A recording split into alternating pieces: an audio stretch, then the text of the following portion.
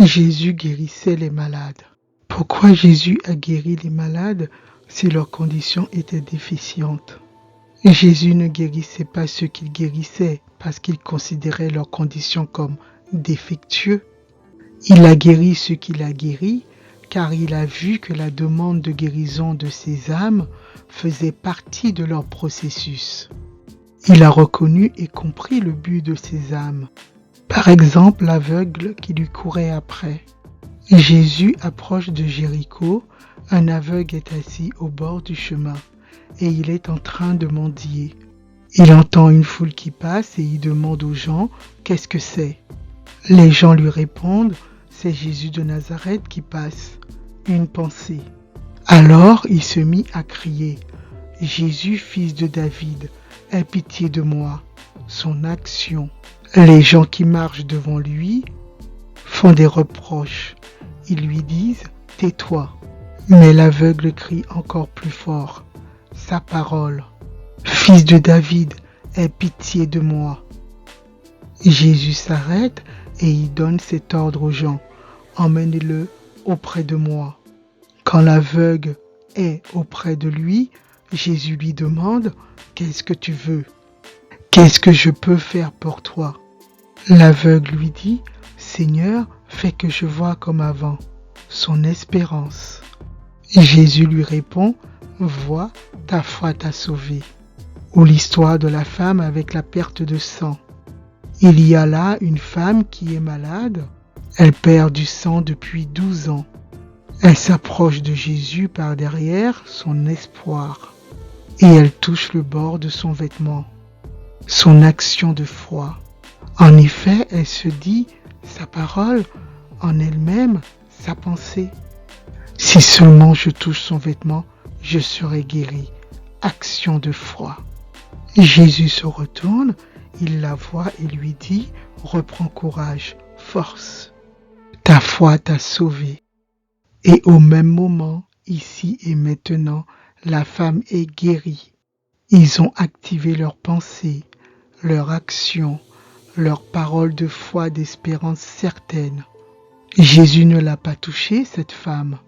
C'est elle qui toucha le tissu par sa foi pour le processus de guérison de cette âme. Jésus a reconnu et compris l'intention de cette âme. C'est pourquoi il dit « Ta foi t'a guéri, ta foi t'a sauvé. » L'aveugle pousse des cris persistants de foi et c'est sa foi qui le guérit. Autre exemple, la guérison du serviteur d'un centurion romain qui au passage n'a rien du tout pour le royaume de Dieu, pas baptisé. Il ne fait pas partie du peuple de Dieu élu, pas d'Esprit Saint, pas de parler en langue, aucune condition basée sur ce qui est bien, mal, bon ou mauvais, pas de tradition ni de coutume, juste sa foi gros comme un grain de moutarde. C'est pourquoi il dit à Jésus « Seigneur, ne te dérange pas, je ne suis pas digne que tu rentres chez moi. Mais dis seulement un mot, parole d'espérance de foi, et mon serviteur sera guéri. » Quand Jésus entend cela, il admire l'officier. Il se retourne et dit à la foule qui le suit « Je vous le dis, même dans le peuple hébraïque, je n'ai jamais trouvé une foi aussi grande. » Puis Jésus dit au centurion romain « Va qu'il te soit fait selon ta foi, selon ce que tu as cru. Que tout se passe pour toi selon ta foi. » La foi de l'officier romain a déplacé la guérison pour son serviteur sans le déplacement de Jésus, sans la position des mains ou n'importe quel autre rituel. Juste la foi, gros comme un grain de moutarde.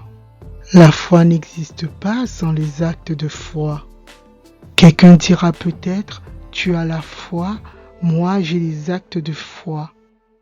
Je répondrai, montre-moi comment ta foi peut exister sans les actes de foi. Et moi, je vais te montrer par mes actes que ma foi existe. Tu crois qu'il y a un seul Dieu? Tu as raison. Les états d'esprit mauvais le croient aussi. Et même, ceux-ci tremblent par peur des conséquences. Tu es stupide. Est-ce que tu veux la preuve que la foi sans les actes de foi ne sert à rien? Abraham, l'ancêtre de la foi, comment est-ce que Dieu l'a reconnu comme juste? C'est quand il a offert son fils Isaac sous l'autel, n'est-ce pas? Action de foi. Tu vois, sa foi agissait par les actes et ceux-ci l'ont rendue parfaite. Alors, ce que les livres saints disent s'est réalisé. Abraham a cru en Dieu. Pour cela, Dieu l'a reconnu comme juste et il l'a appelé son ami. Vous voyez, Dieu reconnaît quelqu'un comme juste aussi à cause de ses actes et pas seulement à cause de sa foi. Pour Rahab, la prostituée, c'est la même chose. Dieu l'a reconnue comme juste à cause de ce qu'elle a fait, acte de compassion, de tolérance et de bienveillance. En effet, elle a reçu chez elle des messagers du peuple hébraïque et elle les a aidés à partir par un autre chemin. Oui, sans le souffle, l'âme, le corps est mort. De même aussi, sans les actes de foi, la foi est morte. Si vous avez de la foi comme un grain de moutarde, vous diriez, action de foi, à cet arbre déracine-toi et plante-toi dans la mer, et il vous obéirait. Il en est de même pour les détresses profondes, pour les situations fâcheuses, malheureuses. Si ton âme, ton esprit, ton mental, ta conscience est connectée à l'Esprit Saint, disposée par la foi à sa guérison et que cela fait partie du processus de ton âme de guérir, alors, par ta foi, active tes pensées, tes paroles, actionne l'espérance. Et tu diras, tu penseras, drame, peine, déplace-toi loin de moi, laisse-moi tranquille. Puis, je vois la perfection de ce processus. Il reconnaît et comprend l'intention de ton âme. Ta foi t'a déjà guéri.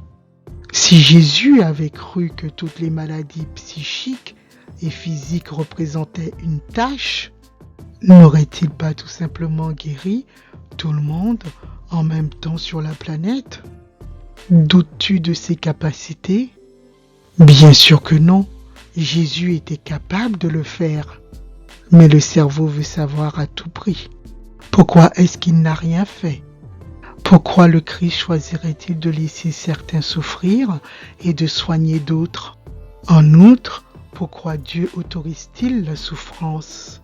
Je vous explique. Cette question a déjà été posée et la réponse est toujours la même. Le procédé a des perfectionnements et chaque vie naît par choix. Ce n'est pas convenable, ce n'est pas suffisant, ni pour entraver les choix, ni pour les contester. Il est particulièrement inopportun de condamner vos choix personnels.